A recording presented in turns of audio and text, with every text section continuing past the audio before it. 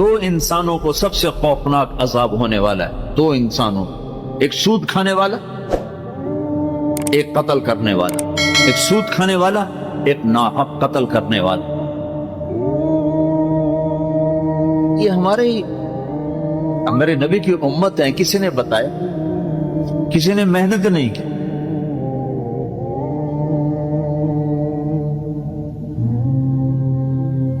آخری حج کا خطبہ آپ نے جو دیا، ہر دفعہ یہاں سے بات شروع کی، تمہارے جان مال ایک دوسرے کے لیے قابل احترام ہے، کسی پہ ہاتھ نہ ڈال۔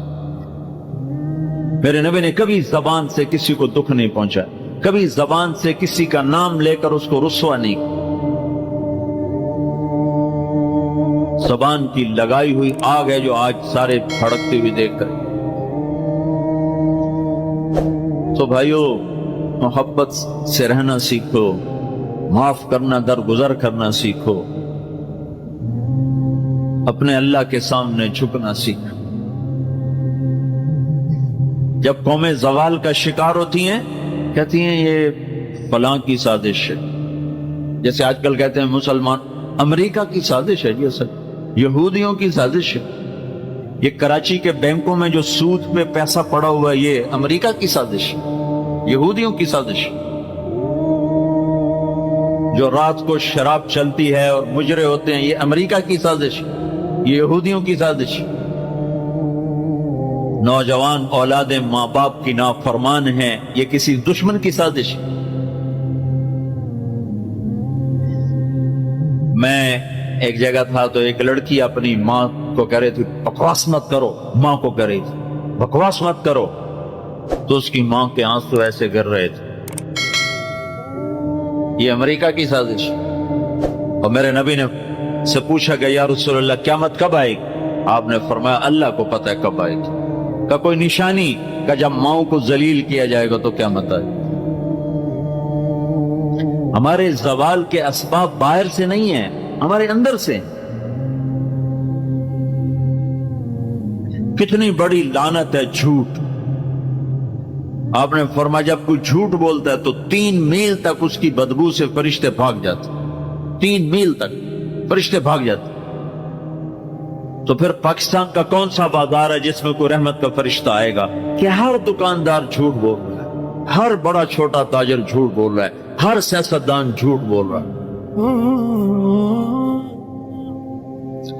ہر سے مراد ہے 100 میں 99 نہیں، 1 لاکھ میں 99,999، وہ 1 لاکھ میں شاید ایک کوئی سچا مل جائے۔ اور جس قوم میں جھوٹ اور ظلم اور خیانت پھیل جائے وہ قوم تباہ ہو جاتی۔ ان کو کسی دشمن کی ضرورت نہیں ہے، وہ اپنے دشمن خود ہیں۔ جیسے نشہ کرنے والے کا کوئی دشمن نہیں، وہ اپنی ذات کا دشمن خود ہے۔ تو ہم اوروں کو الزام نہ دیں کہ یہودیوں نے سازش کر دی اور عیسائیوں نے کر دی اور امریکہ نے کر دی۔ ہم نے اسپین سے آخری ملک تھا یورپ کے سفر میں اسپین، تو قدم قدم پہ میں رویا، قدم قدم پہ میں رویا کہ کس طرح مسلمان آپس کی لڑائی میں ختم ہو کے رہ گئے۔ کہ پاکستان اسپین میرے سامنے یوں آتے تھے، یوں آتے۔ یس، اسپین کی تاریخ، پاکستان کے حالات، اسپین کی تاریخ، پاکستان کے حالات، اسپین کے مسلمانوں کی آپس کی لڑائیاں، پاکستان کے حالات، آپس میں قتل و غارت، پھر پاکستان کے حالات۔ تو اللہ تعالیٰ نے اس طرح ان کو مٹا دیا اسپین سے، ایک کلمہ پڑھنے والا باقی نہ بچا۔ مسجد قرطبہ جیسا شاہکار، بیچ اس کے گرجا بنا ہوا ہے، صلیبیں لٹکی ہوئی ہیں، بت پڑے ہوئے ہیں، نماز منع ہے، بورڈ لگاؤ۔ تو میں وہاں محراب کے قریب جا کے کھڑا ہو گیا اور تصور میں دیکھنے لگا کہ یہ وہ جگہ ہے تاریخ سے سبق نہ لینا بھی بڑا اندھیر پر۔ یہ وہ جگہ ہے جہاں یحییٰ بن یحییٰ اندلسی کے درس ہوتے تھے، علامہ قرطبی کی تفسیر چلتی تھی، ابن عربی کے تصوف کے نکات کھولے جاتے تھے، ابن حزم کے فقہی مقالات سنائے جاتے تھے، بقی ابن مخلد جیسی شخصیات یہاں بیٹھ کے قال اللہ قال رسول کہتے۔ ننگی عورتیں پھر رہی ہیں نکریں پہنی ہوئی، وہ تو ایک ان کے لیے تفریح کی جگہ بنی. میں تو آنکھوں سے بھی رو رہا تھا اور دل سے بھی رو رہا تھا. اور زیادہ رونا اس پہ آ رہا تھا کہ اپنا ملک دیکھ رہا تھا کہ آج میرے ملک کے لوگوں کو ہوش نہیں ہے وہ کیا کرنے. دین پہ نفرت، فرقہ واریت کی نفرت، سیاست کی نفرت، قوم کی نفرت، صوبوں کی نفرت، شہروں کی نفرت، زبان کی نفرت. کون کون سا زخم ہے جو اس جسم پہ نہیں لگا ہو؟ اب کون کون سے زہریلے تیر ہیں جو اس پر نہیں چلائے؟ میں ایسے ہی کھڑا دیکھتا. پھر میں محراب کے پاس جا کے کھڑا ہو گیا تو 700 سال پرانی قرآن کی آیات اب بھی اسی طرح لکھی ہوئی. تو میں نے کہا یا اللہ میں یہ نماز تو کوئی نہیں ہوگی، کسی کے نزدیک بھی ایسی نماز نہیں ہے، پر تو جانتا ہے کہ میں چاہتا ہوں میں اس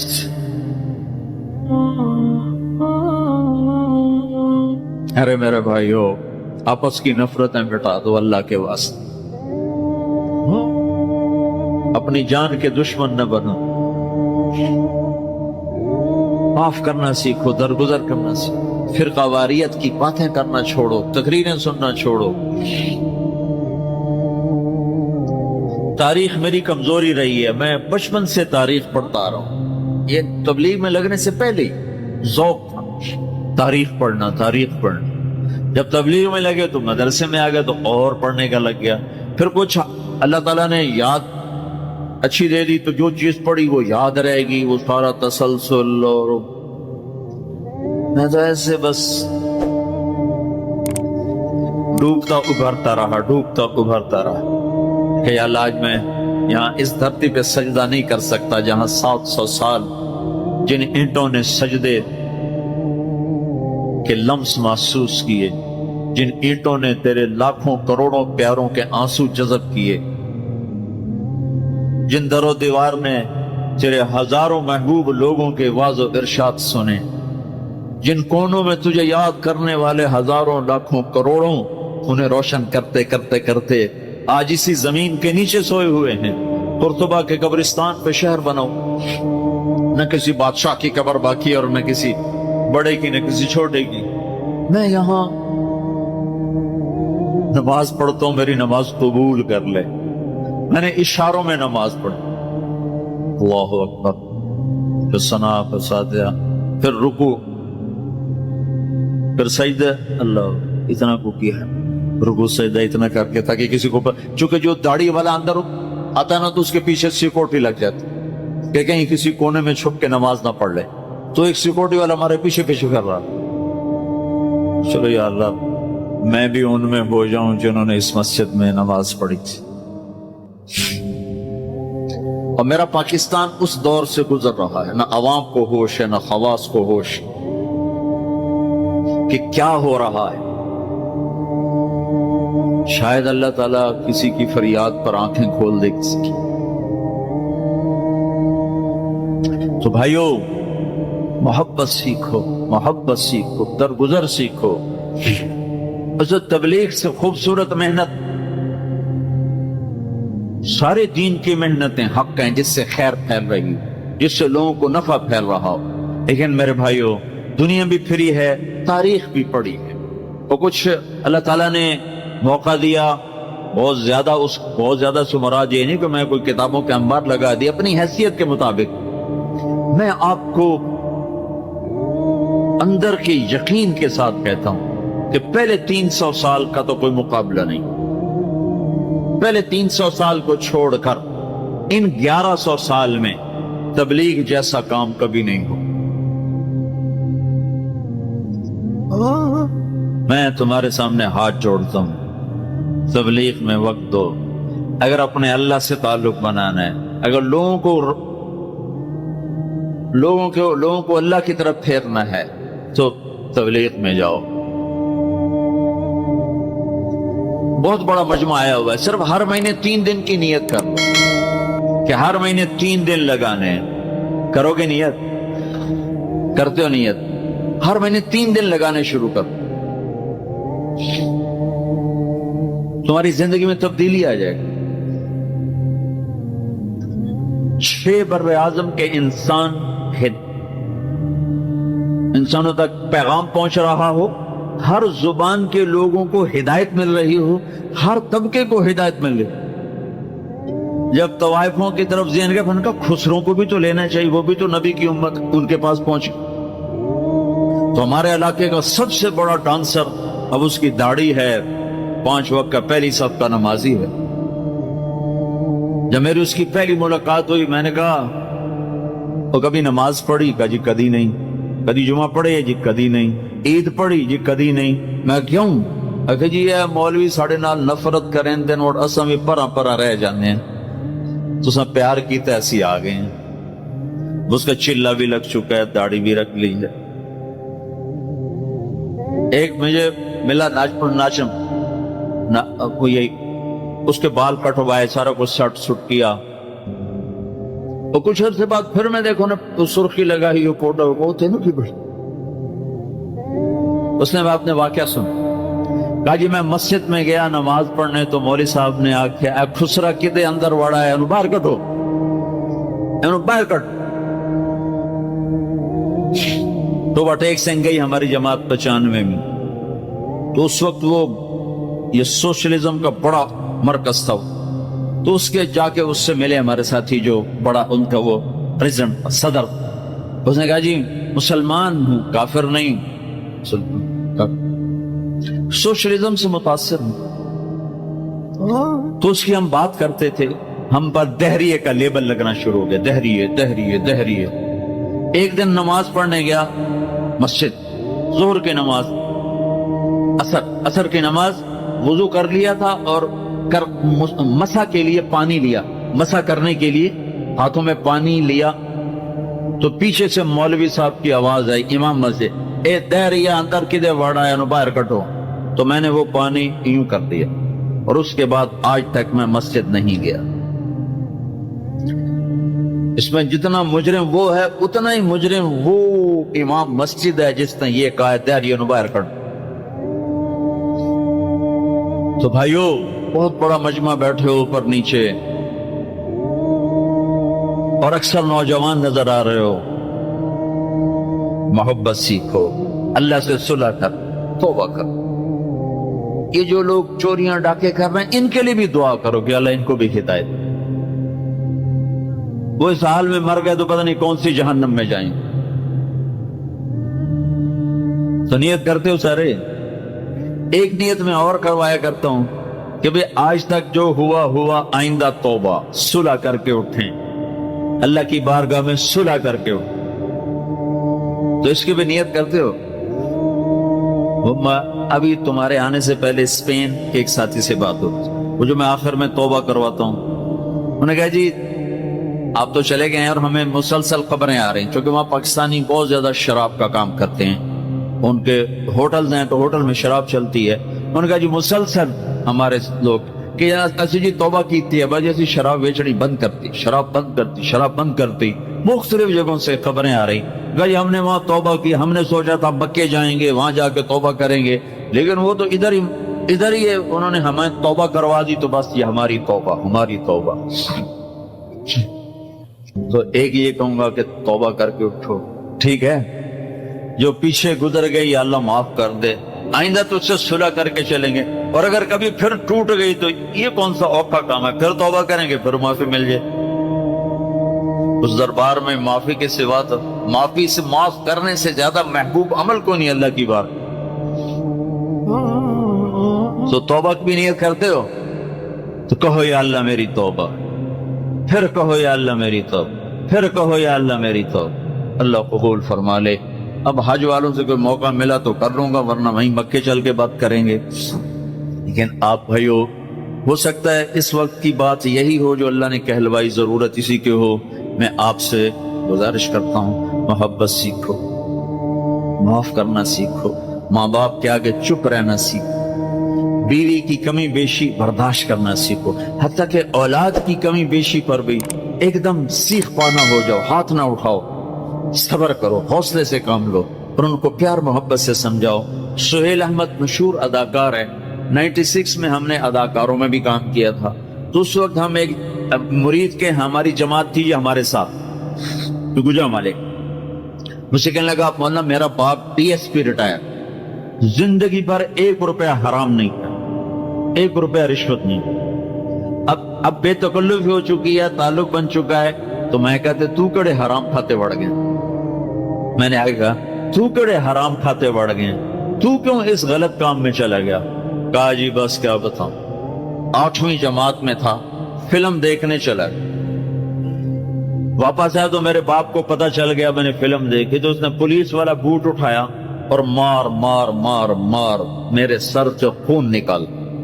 تو میں نے دل میں کہا تو نے مجھے فلم سے روکا ہے, میں تمہیں اداکار بن کے دکھاؤں. کہا جی وہ شیطانی ضد پر آج یہ ہو رہا. تو اپنی اولاد کے ساتھ, استادوں تو شاگرد کے ساتھ ہمارے یہاں سختی ہے. اسکول ٹیچر بھی, مدرسوں کے مدرسین بھی بہت شدت کا لہجہ, سختی کا لہجہ, کان پکڑوانے, مارنا پیٹنا, یہ انسانی طریقہ نہیں ہے. پہلا جھوٹ ماں باپ سکھاتے ہیں, اولاد پہ سختی کرتے ہیں, وہ جھوٹ بولنا شروع. میرے والد صاحب نے نماز سختی سے پڑھانا شروع. جب میں گھر میں ہوتا تھا تو اب اللہ گواہ ہے اپنے گناہوں کا ذکر نہیں کرنا چاہیے, لیکن صحابہ بھی کیا کرتے تھے, جاہلیت کے قصے سناتے تھے اللہ کے نبی کو, اپنے باپ کے ڈر سے بغیر وضو پہ جا کے نمازیں پڑھ. ایسی شدت نہ ہو کہ زبان چھوٹ گیا. 4تھی جماعت میں تھا میں, ہمارے استاد تھے ماسٹر شفیع صاحب رحمت اللہ علیہ, بڑے محنتی استاد. اس زمانے کے استاد ہوتے ہی محنتی تھے, لیکن مارتے بہت. انہوں نے ہمیں حساب کا سوال لکھایا, سلیٹیں ہوتی تھی اس میں. اب میں کوئی 12ویں نمبر پہ بیٹھا ہوا تھا, اور جو جا رہا ہے آتا نہیں, ٹھو ٹھو ٹھو ٹھو, سوٹے بھی مکے بھی. میں کہا ابھی مر گئے, مجھے بھی نہیں آتا تھا. اور میں انتظار کر رہا ہوں کہ یا اللہ میں اس سے نکلوں کیسے. سوال تو آتا نہیں, پکی گل ہے, سوٹے ہی ہیں. اب میرا چھوٹا ذہن, اور میں سوچ رہا ہوں کہ کیا چکر چلاؤں, کیا چکر چلاؤں. تو تھوڑا سا بیک گراؤنڈ یہ ہے کہ چونکہ ہمارا زمیندارہ ماحول تھا, تو استادوں کو گھر ہماری طرف سے گندم جاتی تھی, چاول جاتے تھے, گھی جاتا تھا, آٹا جاتا تھا, مکھن جاتا تھا, چینی جاتی تھی, مرچیں جاتی تھی, جو سیزن پہ تو وہ جاتی تھی.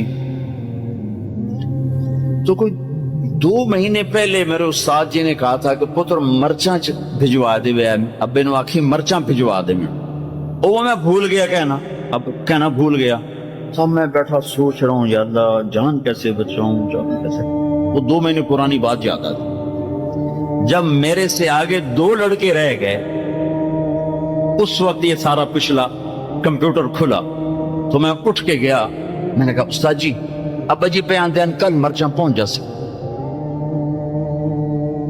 ابا جی پہ آندے کل مرچاں پہنچ جا سکتے. میں نے کہا شاباش میرا پتر تو بائے جا.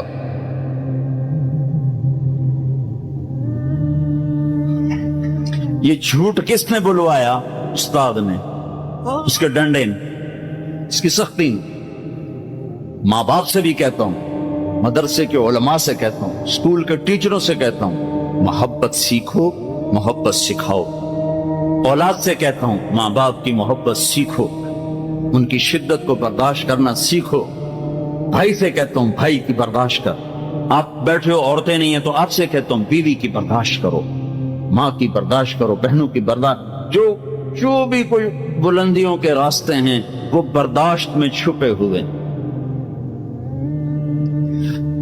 اور تبلیغ میں وقت دو, تبلیغ سے پڑھ کر سارے دین کے کام خیر کے, جس سے لوگوں کو نفع ہو رہا ہے. لیکن جو سب سے اس وقت لوگوں کے لیے خیر بھلائی کا کام ہے وہ یہ تبلیغ کا ہے. اس میں ٹائم دیا کرو, آپ کو بہت نفع ہو.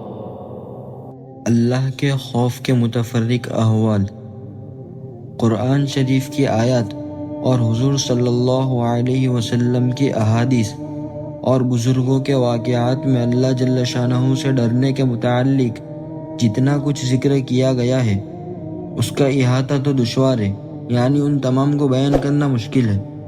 لیکن مختصر طور پر اتنا سمجھ لینا چاہیے کہ دین کے ہر کمال کا زینہ اللہ کا خوف ہے. حضور صلی اللہ علیہ وسلم کا ارشاد ہے کہ حکمت کی جڑ اللہ کا خوف ہے۔ حضرت ابن عمر رضی اللہ تعالیٰ عنہ بہت رویا کرتے تھے، حتیٰ کہ روتے روتے آنکھیں بھی بیکار ہو گئی تھیں۔ کسی شخص نے ایک مرتبہ دیکھ لیا تو فرمانے لگے کہ میرے رونے پر تعجب کرتے ہو؟ اللہ کے خوف سے تو سورج بھی روتا ہے۔ ایک مرتبہ ایسا ہی قصہ آیا تو فرمایا کہ اللہ کے خوف سے چاند روتا ہے۔ ایک نوجوان صحابی رضی اللہ تعالیٰ عنہ پر حضور صلی اللہ علیہ وسلم کا گزر ہوا۔ وہ پڑھ رہے تھے، جب وہ فَإِذَا انشَقَّتِ السَّمَاءُ فَكَانَتْ وَرْدَةً كَالدِّهَانِ یہ آیت پر پہنچے تو بدن کے بال کھڑے ہو گئے، روتے روتے دم گھٹنے لگا اور کہہ رہے تھے، ہاں جس دن آسمان پھٹ جائیں گے یعنی قیامت کے دن میرا کیا حال ہوگا، ہائے میری بربادی۔ حضور صلی اللہ علیہ وسلم نے ارشاد فرمایا کہ تمہارے اس رونے کی وجہ سے فرشتے بھی رونے لگے۔ ایک انصاری نے تہجد پڑھی اور پھر بیٹھ کر بہت روئے، کہتے تھے اللہ ہی سے فریاد کرتا ہوں جہنم کی آگ کی۔ حضور صلی اللہ علیہ وسلم نے ارشاد فرمایا کہ تم نے آج فرشتوں کو رلا دیا۔